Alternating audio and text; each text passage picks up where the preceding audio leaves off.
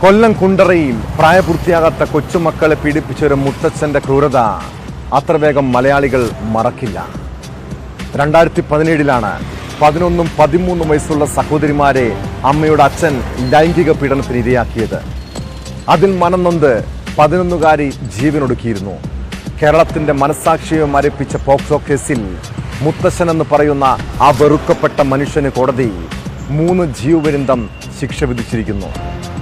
വിചാരണ സമയം പ്രധാന സാക്ഷികൾ കൂറുമാറിയത് കേസിൽ വെല്ലുവിളിയായെങ്കിലും സഹോദരിയുടെ രഹസ്യമൊഴിയാണ് നിർണായകമായത്.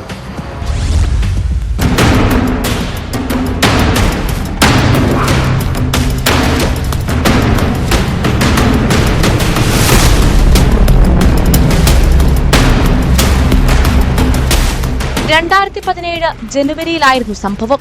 തൂങ്ങി മരിച്ച നിലയിൽ കണ്ടെത്തിയ 11കാരിയുടെ പോസ്റ്റ്മോർട്ടത്തിൽ പീഡനം നടന്നതായി കണ്ടെത്തിയിരുന്നു. കുട്ടിയുടെ അച്ഛനാണ് പ്രതിയെന്ന് വരുത്തി തീർക്കാൻ കുട്ടിയുടെ അമ്മയുടെ അച്ഛനായ പ്രതി ശ്രമിച്ചിരുന്നു. പെൺകുട്ടിയുടെ അച്ഛൻ പിണങ്ങി വീട് വിട്ടതോടെ മനഃപൂർവ്വം സാഹചര്യങ്ങൾ സൃഷ്ടിച്ച് 1 വർഷമായി പെൺകുട്ടിയെ മുത്തച്ഛൻ പീഡിപ്പിക്കുകയായിരുന്നുവെന്ന് പോലീസ് അന്വേഷണത്തിൽ കണ്ടെത്തി. ഇതോടെയാണ് മുത്തച്ഛന്റെ കയ്യിൽ വിലങ്ങു വീണത്. പ്രതിയുടെ ഭാര്യയുടെ മൊഴിയാണ് അന്ന് കേസിൽ നിർണായകമായതെങ്കിലും കോടതിയിൽ വിചാരണയ്ക്കിടെ പ്രധാന സാക്ഷികൾ ഉൾപ്പെടെ കൂറുമാറിയിരുന്നു. കുട്ടിയുടെ സഹോദരി കോടതിക്ക് നൽകിയ രഹസ്യമൊഴിയും പോസ്റ്റ്മോർട്ടം റിപ്പോർട്ടും കേസിൽ നിർണായകമായതായി പ്രോസിക്യൂഷൻ വ്യക്തമാക്കി. എല്ലാ സാക്ഷികളും ഒരു കുട്ടി മരിച്ചുപോയി, പിന്നെ റിമൈനിങ് എന്ന് പറയുന്നത് സ്വന്തം സഹോദരിയാണ്. ആ സഹോദരി ഹോസ്റ്റേഡ് എന്ന് പറഞ്ഞു കഴിഞ്ഞാൽ കൂറുമാറി. പ്രതി അങ്ങനെ ചെയ്തിട്ടില്ല എന്ന്. പിന്നീട് ആ കുട്ടിയുടെ അമ്മയും പോലീസ് സ്റ്റേഷനിൽ 161 സ്റ്റേറ്റ്മെന്റ് പറഞ്ഞിട്ടുണ്ടെങ്കിൽ പോലും അവരും കൂറുമാറി.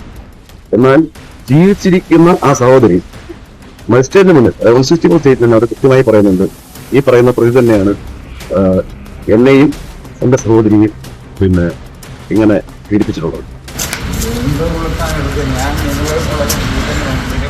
ഫാസ്റ്റ് ട്രാക്ക് സ്പെഷ്യൽ കോടതി ജഡ്ജി അഞ്ജു മീര ബിർളയാണ് പ്രതിക്ക് 3 ജീവപര്യന്തം ശിക്ഷ വിധിച്ചത്.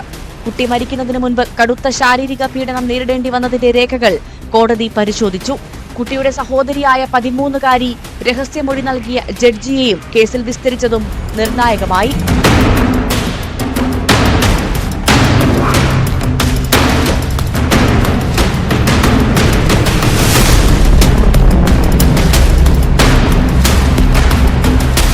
ന്യൂസ് 18 കൊട്ടാരക്കര.